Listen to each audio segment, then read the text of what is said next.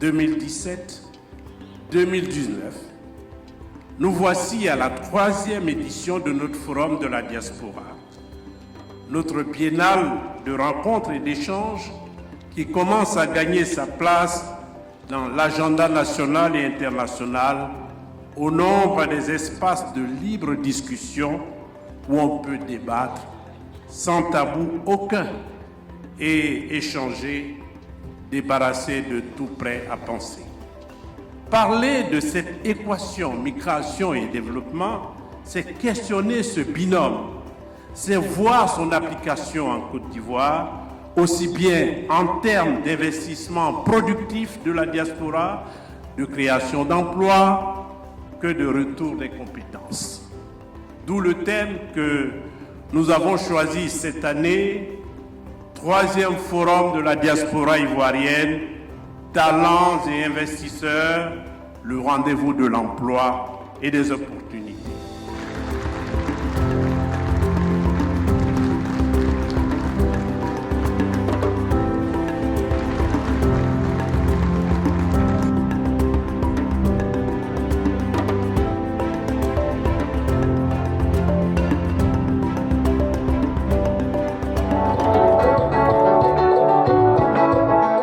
Des plages de sable fin à l'infini, sous un air de paradis, sur les côtes de la Caraïbe.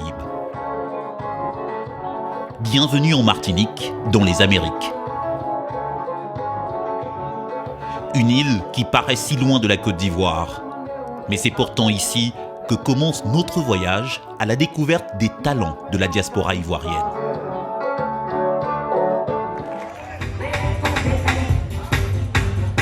Allez, Pima, Pima, coupé, décalé, tia, coupé, décalé, allez, rima, maman, chakarabi.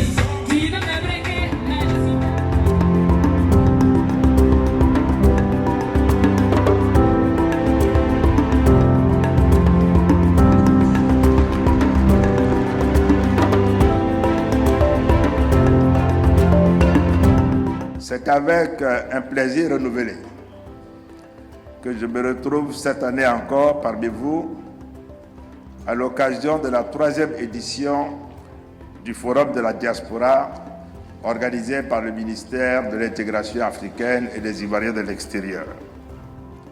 Il s'agit de réussir principalement la mise en place des mécanismes appropriés facilitant le retour et la réinsertion des talents dont recèle la communauté ivoirienne expatriée.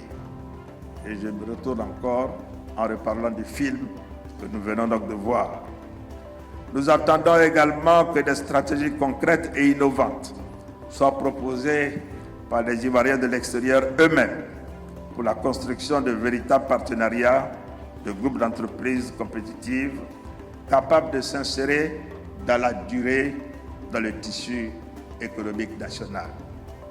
C'est sur ces mots que je déclare, au nom de son Excellence, Monsieur le Président de la République, ouvert les travaux de la 3e édition du Forum de la diaspora ivoirienne. Je vous remercie pour votre aimable attention.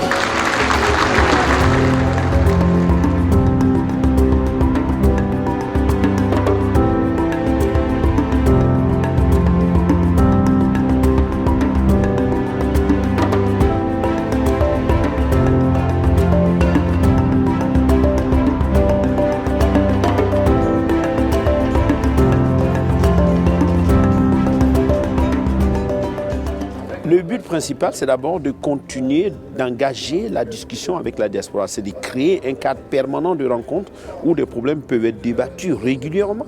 C'est de nouer régulièrement ce contact avec la diaspora, les maintenir attachés à leur pays d'origine et puis ensuite de voir avec eux, de discuter avec eux, de sorte à ce que les décisions qui sont prises, qui les concernent, qu'ils soient aussi partie prenante du processus de décision. C'est cela, c'est un cadre d'échange et c'est absolument important. Je pense que la diaspora ivoirienne a soif aussi de partager cette expérience qu'elle a acquise en allant soit aux Amériques, dans d'autres pays africains, en Europe, partout dans le monde. Et l'idée, effectivement, de ce forum, c'est aussi ça, de permettre à la diaspora de venir être une force de proposition.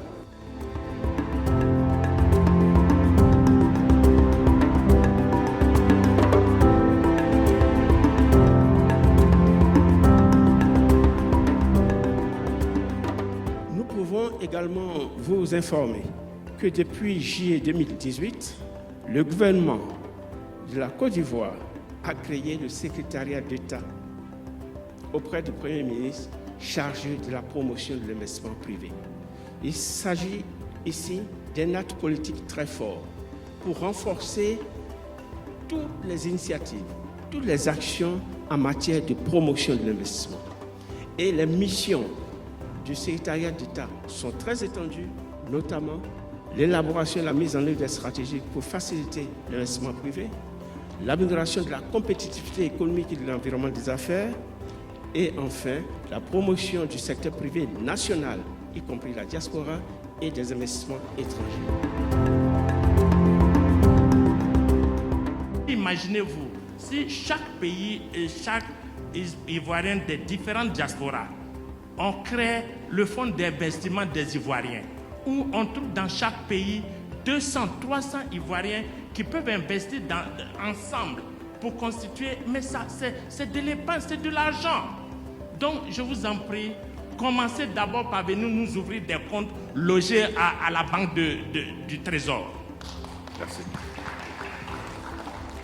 En septembre et en octobre, nous partons avec l'ACCD qui est la banque du Trésor. Et il est prévu l'ouverture des comptes déjà au niveau des pairies à l'étranger. Donc ça va faciliter l'ouverture des comptes, mais c'est les pairies qui vont s'en charger et transmettre les éléments à l'ACCD pour prise en compte.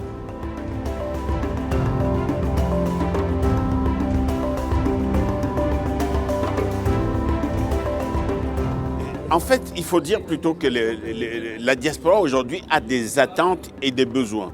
Si on n'arrive pas à répondre à leurs attentes et leurs besoins, on ne pourra pas les séduire, on ne pourra pas captiver leur épargne. Donc aujourd'hui, pour pouvoir les intéresser au développement du continent, il faut bien comprendre quelle est cette diaspora aujourd'hui, parce qu'elle change, elle a beaucoup évolué avec le temps, et ensuite maintenant comprendre quels sont leurs souhaits et leurs attentes. Et derrière cet investissement, qu'est-ce qu'ils veulent porter comme message sur le continent? Si on ne comprend pas tous ces éléments, on a beau mettre en place des programmes et des programmes d'investissement et des programmes d'accompagnement, ils ne viendront pas, ça c'est clair.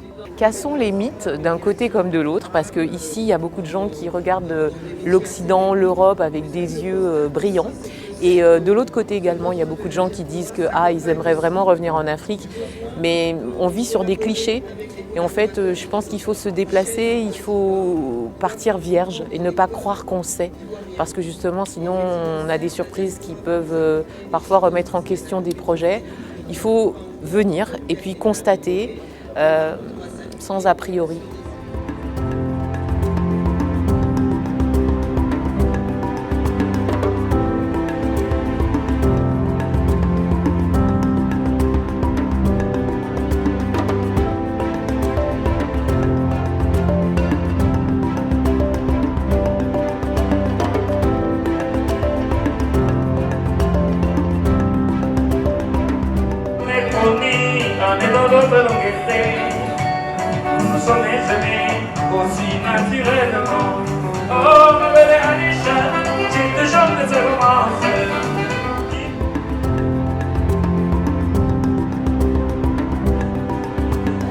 Il faut des mécanismes pour accompagner la réinstallation.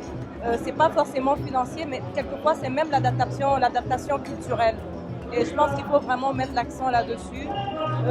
Je pense que découvrir des endroits comme ça déjà, c'est se dire « Ah mais tiens, on n'est pas totalement dépaysé, il y a une qualité de vie qui est peut-être même meilleure que celle qu'on a laissée de l'autre côté ». Tout ça, c'est des incitations.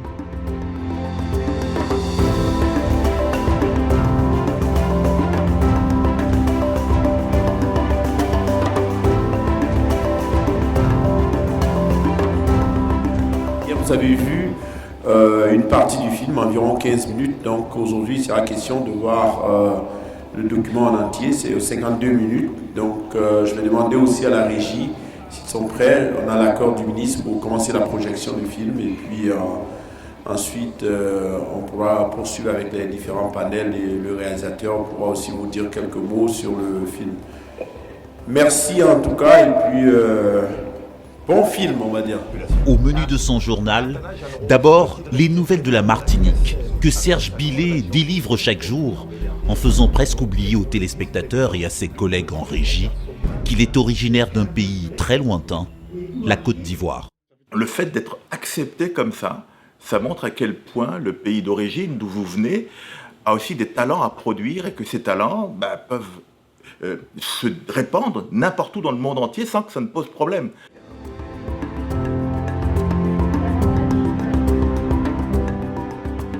Quand je suis venue, j'ai regardé, j'ai vu que dans la sécurité, les pays bougent. J'ai décidé de chercher un endroit et c'est comme ça que je suis tombée sur l'endroit au plateau. Et j'ai décidé de rester et je suis restée.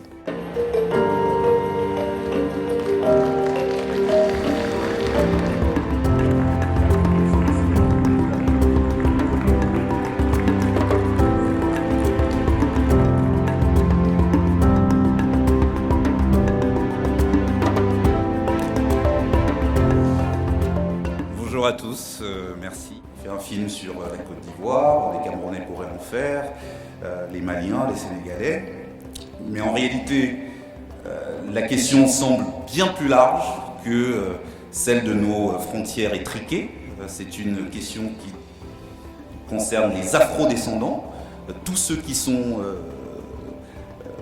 ont un lien culturel avec cette terre, avec la mère patrie, avec la terre africaine. Et quand on commence à ouvrir cette perspective, eh bien, on voit qu'il y a un potentiel totalement inexploré.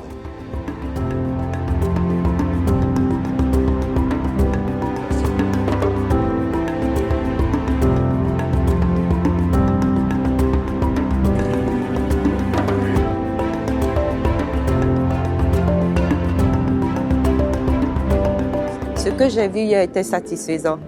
C'était satisfaisant, surtout qu'on a une compatriote, Marcel, qui est rentrée et qui a ouvert 2 restaurants aujourd'hui qui font vraiment la fierté des gens de la diaspora. On voit qu'on peut réussir quand on le veut, mais il faut aussi faciliter. Quand je dis faciliter, ne veut pas dire donner de l'argent facilement, mais pour les paperwork, pour faire les papiers, il faut que ça soit aussi allégé.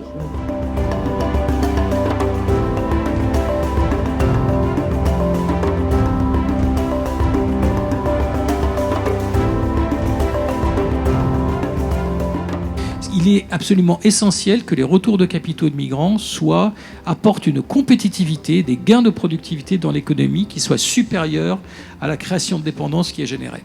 Et ça, c'est possible que si ces retours de capitaux sont accompagnés de retours humains et de capital humain qui investit dans le pays. C'est pour ça que permettre à la diaspora retournante d'investir dans des PME, dans des start-up, dans le pays, qui transforment les structures du pays, c'est quelque chose d'absolument fondamental en termes de politique économique.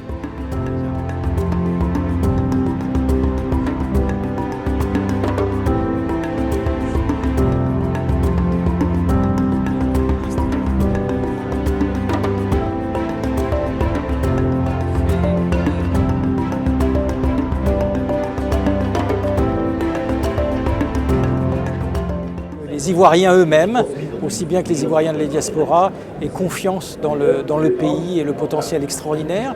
Après des années qui ont été très difficiles sur le plan politique, et même violentes, aujourd'hui la société ivoirienne a réparé cette période et offre ces opportunités fantastiques à tous. Et je crois qu'il s'agisse de construire la paix, comme il s'agisse de construire la prospérité, c'est le moment pour tous de se retrousser les manches et d'investir ensemble. Il y a peu de pays dans le monde qui offrent autant de possibilités que notre pays. Un programme comme celui-là, à mon avis, est un bon exemple. Et donc le message, c'est l'Afrique, avec un continent avec autant de potentialités, avec une croissance folle à venir, un continent si jeune, c'est le moment de revenir. Donc c'est ici que ça va se passer. La croissance mondiale va être en Afrique. Et donc il est temps que les Africains profitent de cette croissance et écrivent aussi un peu leur histoire économique. Donc c'est pour ça qu'il faut rentrer. C'est dur, comme c'est dur partout. Il faut galérer un peu, mais au bout, il y a peut-être un peu de lumière.